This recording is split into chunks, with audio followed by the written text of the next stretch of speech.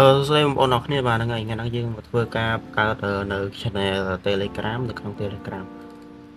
channel Telegram ហ្នឹងគឺវាមានទម្រង់បែបនេះមិនមែនដូចជាទម្រង់របស់ក្រុម Telegram ធម្មតាទេបាទនេះគេហៅថាក្រុម Telegram ធម្មតាជាមួយសូកន្លែងនេះមួយនេះ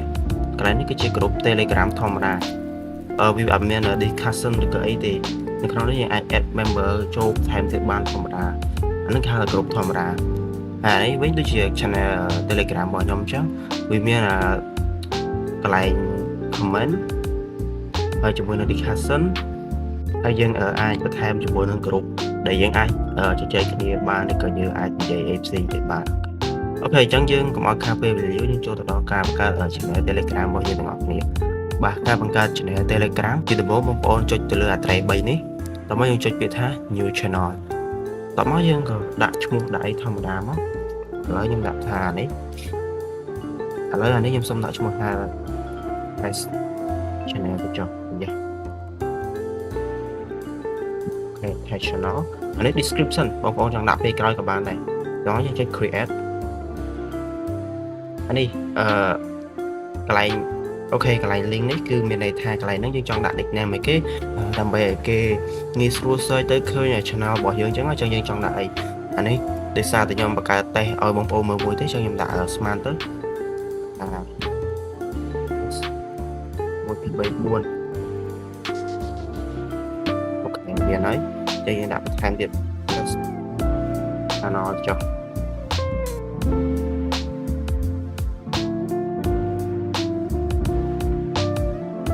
3ទៀតអូខេអត់ឲ្យដាក់តែយើងដាក់អីផ្សេងទៅខ្ញុំដាក់ឈ្មោះខ្ញុំទៅចុះអូខេអានេះបានអានេះសម្រាប់ក្រុមនោះយើងចង់ឲ្យអីគេយើងចង់ដាក់ជា public ឬក៏ private នេះខ្ញុំសូមបញ្យល់តិចបើសិនយើងដាក់ថាpublic channel មានន័យថាគេអាច search ទៅលើ nickname របស់យើងឃើញតែបើសិនជាយើងដាក់ private តោះយើង invite គេចូលមកក្នុង channel របស់យើងហ្នឹងបានគេអាច subscribe ហើយចូលមកក្នុង channel Telegram របស់យើងអញ្ចឹងខាងឡៃនេះយើងចង់ដាក់អីក៏បានដែរតាមចំណង់ចិត្តរបស់យើងអូខេឥឡូវខ្ញុំសូមដាក់ public ចុះបាទឥឡូវនេះយើងត្រូវការ add member តែខ្ញុំអត់ចង់ add member ខ្ញុំ skip ចុះអូខេឥឡូវហ្នឹង Telegram channel របស់យើងគឺបានបង្កើតបានសម្រាប់ហើយអញ្ចឹងឈាមបន្ទាប់យើងត្រូវធ្វើអីទៀតអូខេប្រកាសណាជាបន្ទាប់យើងត្រូវចូលទៅកំណត់ option នីមួយៗក្នុង Telegram របស់យើងអូខេអញ្ចឹងយើង click លើវាមួយមកតមកដំបូងអ្វីដែលយើងត្រូវធ្វើមុនគេនោះគឺយើងដាក់រូបនេះយើងចង់ដាក់រូបអីក៏បានដែរអូខេអញ្ចឹងខ្ញុំសូមដាក់រូបនៃការទៅចុះរូបរបស់ខ្ញុំដាក់រូបនេះមួយចុះតមកយើងចុច save photo តោះយើងចុចចឹងហើយអ្វីដែលយើងត្រូវធ្វើមួយទៀតគឺយើងចុចត្រេ3មួយនេះតមកយើងចុចពាក្យថា manage channelចឹងកន្លែងហ្នឹងបងប្អូនចង់ដាក់អីក៏បានដែរហើយបន្ទាប់មកគឺ option ទី1របស់យើង public នេះកន្លែងហ្នឹងខ្ញុំបានបញ្យល់បងប្អូនកន្លែងមិញហើយអាកន្លែងនៅពេលដែលខ្ញុំបង្កើត channel មិញមាន public មាន private អាកន្លែងហ្នឹងវាដូចតែកន្លែងខ្ញុំបញ្យល់មិញទេអញ្ចឹងខ្ញុំអត់សូមអត់បញ្យល់ម្ដងទៀតទេយើងចូលទៅប៊ូតុងបន្ទាប់ទៀតគឺប៊ូតុង discussion ហ្នឹងវាមិនអូខេឥឡូវខ្ញុំសូមចេញពីក្រុមហ្នឹងខ្ញុំសូមទៅឧទាហរណ៍នៅកន្លែងនេះនេះគឺជា channel Telegram របស់ខ្ញុំតែខ្ញុំនិយាយពី anime អញ្ចឹងទៅនេះបងប្អូនមានចាស់អារម្មណ៍ឃើញអត់នៅខាងក្រោមសារដែលខ្ញុំបានសរសេរចូលទៅក្នុង channel Telegram របស់ខ្ញុំវាតែងតែមានពាក្យថា leave a comment អញ្ចឹងពាក្យថា leave a comment ហ្នឹងនៅពេលដែលយើងសរសេរអ្វីចូលទៅក្នុងនោះមួយគឺវានឹង load ចូលទៅក្នុង group មួយទៀតដែលមិនមែនជា channel មួយហ្នឹងអូខេឧទាហរណ៍ខ្ញុំសរសេរឧទាហរណ៍នេះខ្ញុំសរសេរអញ្ចឹងវានឹង load ចូលមកក្នុងនេះ automatic តែម្ដងនេះបងប្អូនឃើញអត់នេះអញ្ចឹងអា discussion ហ្នឹងវាអញ្ចឹងហើយទី2 discussion ហ្នឹង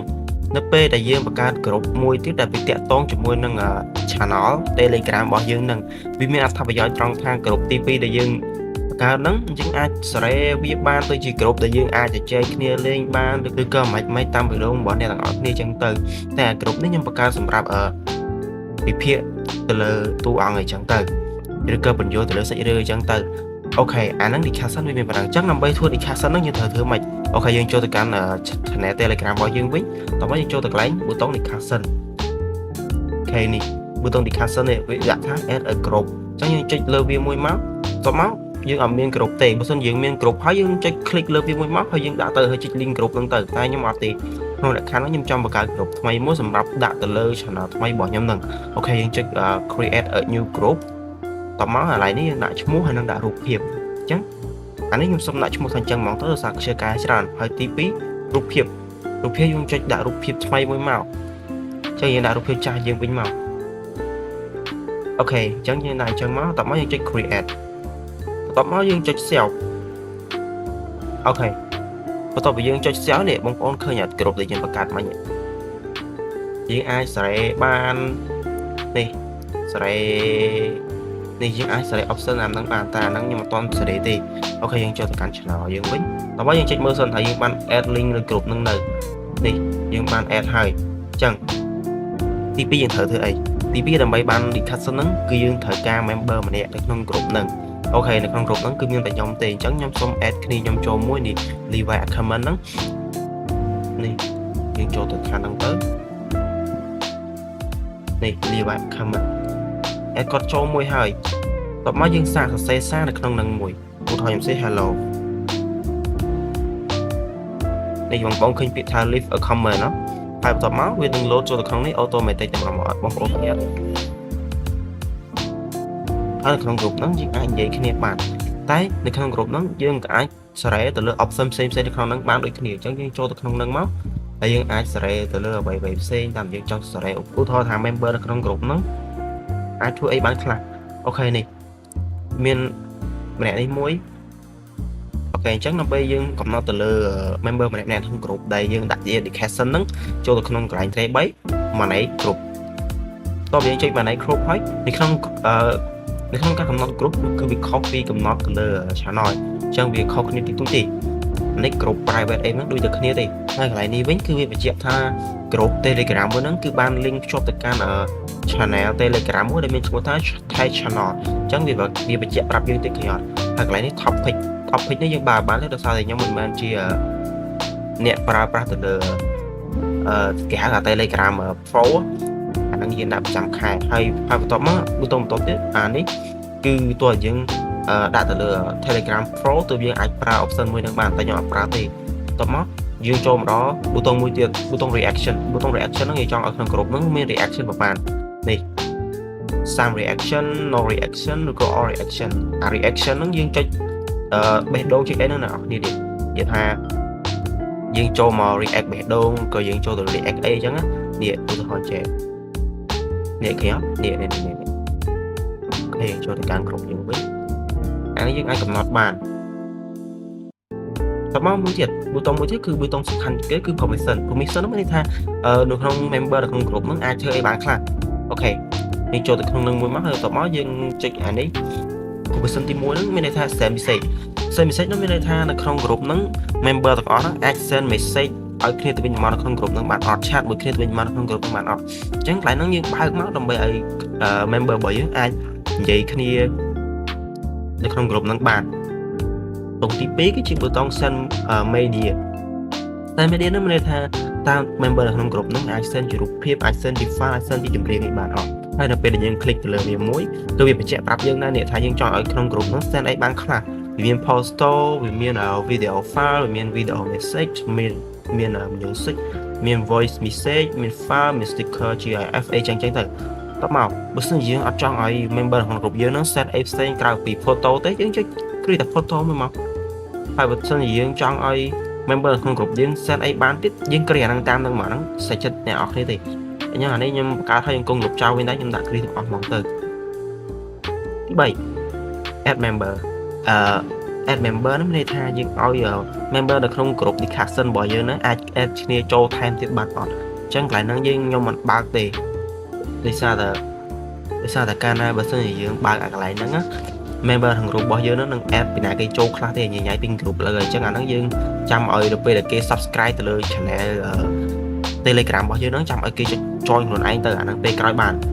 តមក pin message ហ្នឹងយើងអាចបើកបានទេថា group info ហ្នឹងក៏យើងមិនអាចបើកបានដែរដោយសារតែហ្នឹង permission ហ្នឹងយើងប្រើបានទៅលើ admin នៅក្នុង group ហ្នឹងទេ admin តែកាន់ទៅលើ channel ផង admin តែកាន់ទៅលើ group ហ្នឹងផងអូខេប៉ុណ្ណឹងហើយបន្ទាប់មកខាងក្រោមនេះ slow mode ហ្នឹងមានន័យថានៅក្នុង group ហ្នឹងយើងអាចឲ្យ member ម្នាក់ហ្នឹង send ទៅលើ message send ម្ដងយើងត្រូវ cool down គាត់ប្រហែលនាទីប្រហែលវិនាទីអញ្ចឹងទៅឧទាហរណ៍បើសិនជាយើងដាក់10វិនាទីហើយទៅពេលដែលmember ម្នាក់ហ្នឹង send ទៅលើ message ឬក៏ send ទៅលើរូបភាពអ្វីមួយក្នុងក្រុមហ្នឹងហើយ10វិនាទីក្រោយទៅគាត់អាច send message ឬក៏អ្វីៗផ្សេងចូលក្នុងក្រុមហ្នឹងម្ដងទៀតយើងអាចសេរីបានដាក់1ម៉ោង15នាទីអញ្ចឹងទៅហ្នឹងយើងដាក់ម៉ានដាក់ទៅចិត្តយើងទេបន្ទាប់មក encrypt នេះខ្ញុំសូមអត់បញ្យល់ទេបន្ទាប់មកបងប្អូននៅពេលដែលបងប្អូនកែទៅលើ option ទាំងអស់ហ្នឹងហើយអ្នកបងប្អូនកុំភ្លេចចុច button save ប្រយ័ត្នអត់បាន save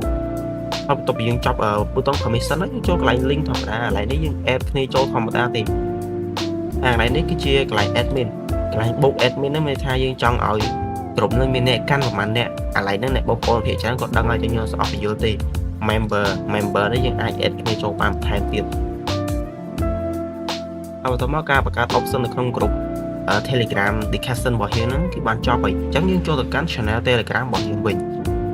មិញនេះយើងបានចប់ទៅលើ discussion ហើយមួយទៀតបើសិនជាយើងចង់សរសេរនៅក្នុងហ្នឹងបើសិនជាយើងចង់សរសេរនៅក្នុងក្រុម discussion ហ្នឹងបើសិនជាយើងសរសេរធម្មតាឧទាហរណ៍ say hi មួយវា load ឈ្មោះយើងនេះវា load ឈ្មោះTelegram chat នេះវា load ឈ្មោះជាក្រុមវិញអញ្ចឹងធ្វើម៉េចបានដើម្បីឲ្យវា load ឈ្មោះ channel Telegram របស់យើងហ្នឹងនេះឈ្មោះថា Thai channel ហ្នឹងជាអ្នកសរសេរវិញអញ្ចឹងយើងចុច click លើវាមួយមកនេះចុចលើ icon រូបហ្នឹងមួយមកមាន option ឲ្យយើងរើសនេះយើងចុចទៅលើ Thai channel ហ្នឹងមកមានន័យថាយើងសរសេរក្នុងនាមជា Thai channel ចុះយើងសរសេរ hi និយាយគេអត់ចេញ Thai channel អញ្ចឹងកន្លែងហ្នឹងមានតែប៉ុណ្្នឹងទេអញ្ចឹងយើងចូលទៅក្នុង channel យើងវិញមកយើងចូលទៅក្នុង menu channel យើងវិញអូខេយើងចប់ discussion ហើយកន្លែងនេះវាដូចតែដើមទេកន្លែងហ្នឹងទោះតែយើងជា member របស់ Telegram ទើបយើងអាចប្រើបានតោះមកមួយទៀតប៊ូតុង send message ហ្នឹងមានន័យថានៅពេលដែលយើងសរសេរទៅវានឹងបញ្ជាក់ឈ្មោះយើងសិនដែលបង្កើត Telegram ហ្នឹងថាជាអ្នក send message ហ្នឹងទៅឧទាហរណ៍ខ្ញុំចុច save មួយសិនបន្ទាប់មកខ្ញុំសរសេរឈ្មោះទៅហើយខ្ញុំសេះ hi មួយនេះឃើញអត់វាបញ្ជាក់ឈ្មោះយើងឈ្មោះខ្ញុំនេះទៅនៅក្នុងក្រុម Telegram ឬក៏ channel Telegram មួយហ្នឹងអញ្ចឹងកន្លែងហ្នឹងបើសិនជាបងប្អូនចង់ឲ្យគេដឹងថាបងប្អូនជា admin ឬក៏បងប្អូនជាអ្នកសរសេរសារហ្នឹងទៅបងប្អូនបើក assign message ហ្នឹងទៅតែខ្ញុំសូមឲ្យបើកទេដោយសារខ្លាចគេឃើញឈ្មោះស្រីខ្ញុំនេះខ្ញុំបាត់វិញប៉ុន្តែកន្លែង reaction ហ្នឹងដូចតែខ្ញុំបញ្យល់នៅកន្លែងក្រុម Telegram discussion យើងមិញហ្នឹងទេនេះតែគាត់ថាវា special ត្រង់ថានៅក្នុងនោះយើងអាចកំណត់ឲ្យគេ reaction អីបានខ្លះនេះយើងមើលទៅចង់ឲ្យគេ reaction អីខ្លះយើងទៅស្រែតាមហ្នឹងមកចុច share មក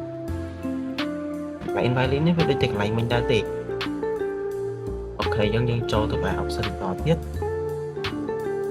ហើយនេះ admin ហើយនឹង subscriber ហ្នឹងដូចតែគ្នាទេគាត់ខុសគ្នាត្រង់ថាកន្លែង subscriber ហ្នឹងតើគេចូលមក subscribe យើងឬក៏យើង add ទៅលើ user បាទគេអាចចូលមកក្នុង channel Telegram របស់យើងបានឡើយនេះយើង remove user អូខេ